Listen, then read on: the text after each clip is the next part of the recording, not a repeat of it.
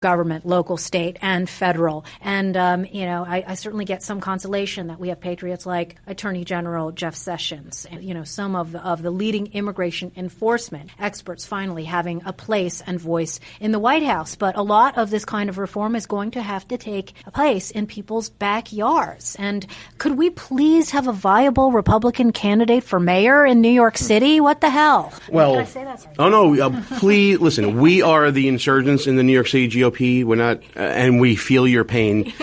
We're working on it. Nicole Malley Takis, maybe, but we'll see. No money there, but whatever.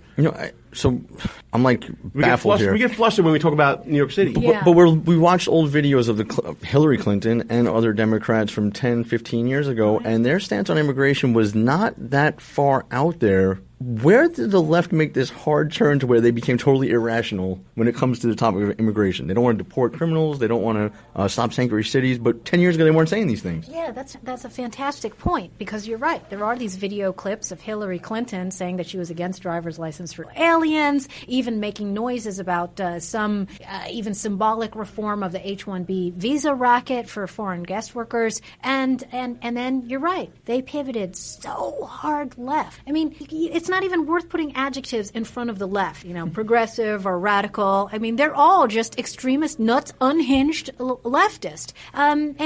If they keep going the way they're going, we're going to have a second Trump term. There used to be, even during the Clinton years, Bill Clinton years, there were, your Reagan Democrats who were on board with the FAIR agenda.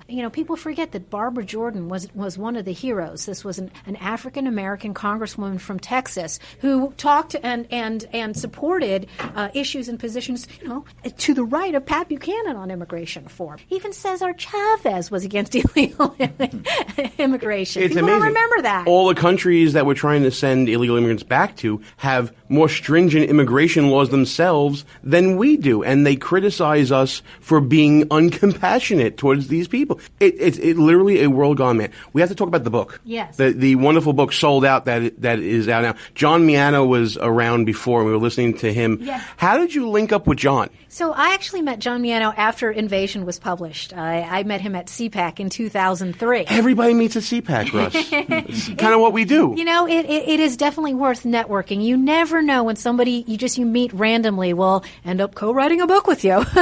So, over the years, my views had sharpened as I actually dug into the data on H-1B. It had never been sort of a premier issue for me, and it sort of had been a reflexive slogan among many sort of mainstream DC-type conservatives to say, I'm against illegal immigration, but I'm for legal immigration, which is another empty platitude, because the question is how much and where from? And, every bureaucracy that's under siege in the Department of Homeland Security with regard to illegal immigration is just as much so with the, inflow of 1 million green cards every year granted to people from around the world. And then all of these short-term temporary programs, which are unvetted and unpoliced. 40% of the illegal aliens in this country are visa overstayers, and there's still no complete entry-exit system in place to make sure that when their expiration dates come up, that they leave. This was supposed to be one of the top agenda items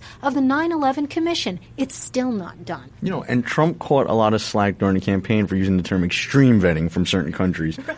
Meanwhile, the 9/11 hijackers were all technically vetted because they were here on some official status at some point. I don't think he was that far-fetched saying we need to have something called extreme vetting, some kind of process. Yes, and there is no orderly process. It's complete chaos. And, the people have been talking about the deep state, right, and how it is undermining Trump's foreign policy agenda. They're under siege every day from these encrusted barnacles that are Obama holdovers. We still have Clinton holdovers in the Department of Homeland Security who are undermining the men and women on the front lines. I've been talking to Border Patrol agents, not just here at this conference, but over the last 25 years who've been decrying this. And so even though we've got new people at the top, it's really those, bottom layers of people who are really just have no adherence to American sovereignty and rule of law. It's very interesting you mentioned that, because we were talking to some Border Patrol agents during the conference, and they had said exactly just that. The people who were there in the lower and mid-management levels are now being promoted up, and the culture is being brought higher up now.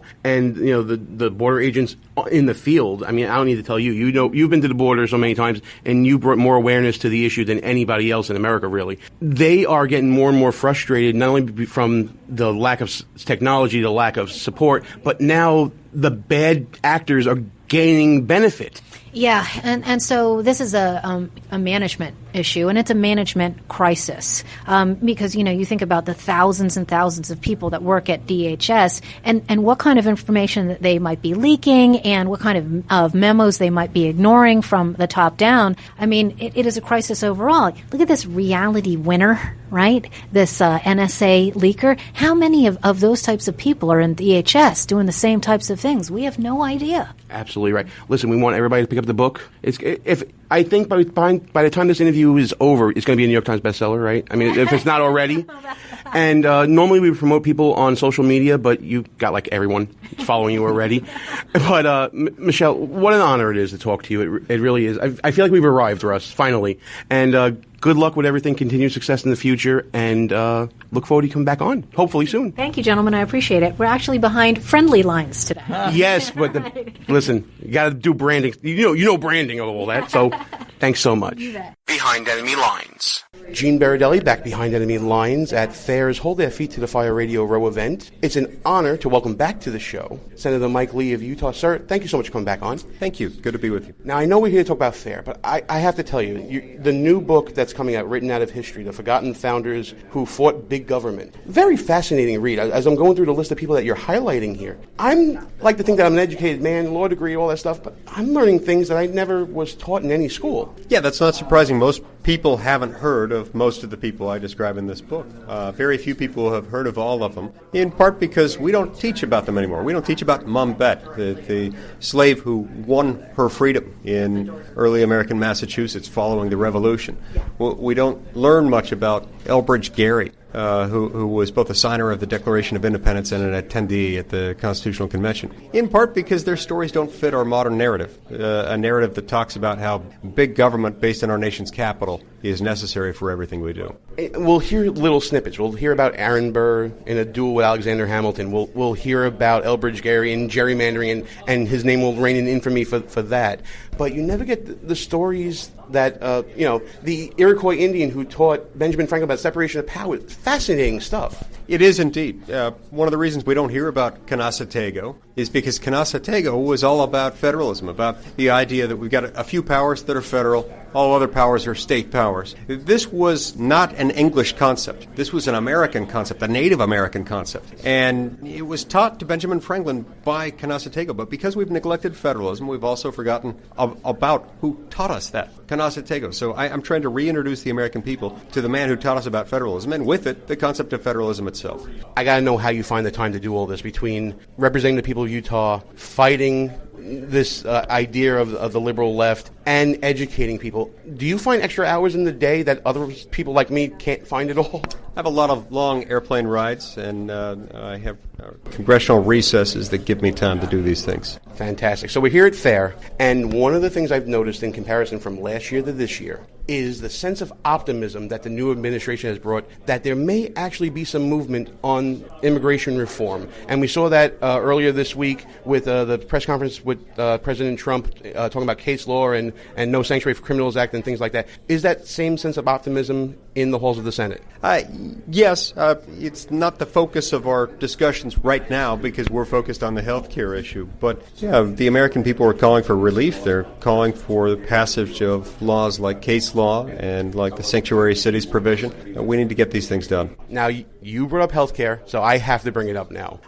You're making what I believe to be is a principled stand against the effort to fix Obamacare rather than to repeal and replace what everybody has been promising for years. What's the latest as far as where you stand in talking with the administration about the current state of the proposed legislation? Well, what I've been calling for is for us to do a full repeal of Obamacare. That's what we promised to do for 7 years. That's what we still should be doing. I've indicated that I'm very disappointed that Republicans aren't doing that which they've been promising to do for 7 years. That said, there are certain bare elements. One of the things that we have to do is get rid of the burdensome regulations that are making health care more expensive, unaffordably so. If we could get that done, I could support it. If not, I don't think I could. It feels like it's going to be a real tangle of a negotiation because you have people like you who so eloquently stated your position, and then you have more moderate Republicans who are saying a totally different idea, that it maybe goes too far in a direction that they don't want, and they want to see more money put into Medicaid and things like that because they're worried about, frankly, re-election. How do you feel that this tangle is going to unravel? Are we going to end up with no action, or do you think we're going to end up with a workable bill that you can support? I want to see action. I want to see the Republicans delivering on the promise they've been making for 7 years. Now, make very clear, every Republican who has campaigned for federal office over the last 7 years has campaigned on repealing Obamacare. They did not talk about tinkering around the edges to improve Obamacare and make it sustainable. No. They talked about repealing it. And as far as what we do in Obamacare's wake, that is what states are for. That's what federalism about. This is why I wrote this book. This is why we need to learn about Canasatego. The federal government is not the only show in town. It is not the only government in America. And we need to remind the American people most government belongs at the state and local level. Absolutely, and it feels like there has been, and maybe it's in the wake of the Obama administration, but there's been this abdication of responsibility from Congress, that they had 8 years of opposition to an administration, and now when you have the ball in your court, they don't know what to do with it. Do you feel that it's being ignored for the sake of political expediency, that the responsibilities that they swore an oath to uphold? Are they working to just work again? This is the natural condition of human beings. Sadly, our governments are composed of individuals, of men and women. They're imperfect. They will sometimes do the right thing when they're reminded by their constituents that they're expected to do so. Absolutely. Listen, you have so many more interviews to do here.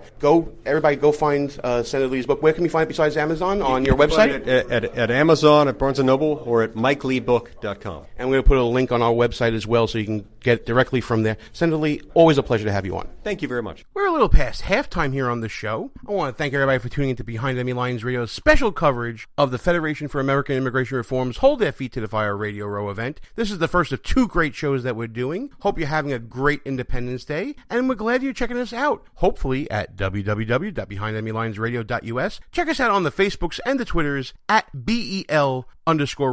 Of course, you hear Russ Gallo back on the show. The show, like I said before, it sucked without him. We're glad to have him back. But in case you're not tuning in live on Spreaker, as we normally do Tuesdays at 10 p.m. Eastern, or at www.behindenemylinesradio.us, you can always check us out at any one of our rebroadcast outlets, including WJHC 107.5 FM in Jasper, Florida, WDDQ 92.1 FM Adel, Georgia, or WLBB 1330 AM Carrollton, Georgia, all a part of the Talk America Radio Network. You can also catch us on KLRN Radio, High Plains Talk Radio, Sackheads Media, ICRN, the Internet's Conservative Radio Network, or Lanterns Radio. Check us out at lanterns.buzz. Great stuff there at that network as well. But if you missed any part of those rebroadcasts, take us as a podcast. We're on Spreaker, iTunes, Player FM, Podbay, TuneIn, Stitcher, of course, Google Play Music, SoundCloud, Auto Radio, the brand new project that's brought by SiriusXM, and of course the mighty iHeart Radio Network. Back to the interviews right now. Here's a great one we did with the Immigration Law Reform Institute's Dale Wilcox. We're going to get a little wonky, folks, talking about Supreme Court decisions, specifically talking about the travel suspension that's going to be before the court in October. Let's get wonky. It is a pleasure to welcome to the show, thank God, another attorney. Dale Wilcox, I'm going to do that over again. Dale Wilcox from Immigration Reform Law Institute. Counselor, thanks for coming on the show. Thank you for having me. All right, so we're going to get a little wonky right now. One of the things that we should be talking about in the context of immigration reform is the role that the Supreme Court's going to be playing. And I understand that your organization will be watching the court very closely this year. Absolutely. Actually, we've submitted briefs, and the case that's currently before the Supreme Court, the so-called travel ban, actually travel pause case. So now let me ask you this, because this is the question I've been thinking about as an attorney, and Russ has given me the eye already. I'm going to try to keep these guys honest. Yeah. How, if at all, will this case not be moot by the time October rolls around for arguments before the court? Yeah, that's a good question. Actually, the Supreme Court has asked for briefing on the mootness issue. The opposition, the plaintiffs, have raised that issue that the executive order went into effect March 16th, so the 90-day review would have been up June 14th, which has passed. So they are saying, Supreme Court, don't review this case. Just let the precedent stand from down below because the case is moot now. Well, what the president did here within the last week was issue another order that the 90-day clock does not start until the preliminary injunction has been lifted. So the Supreme Court wants the parties to brief this issue because the president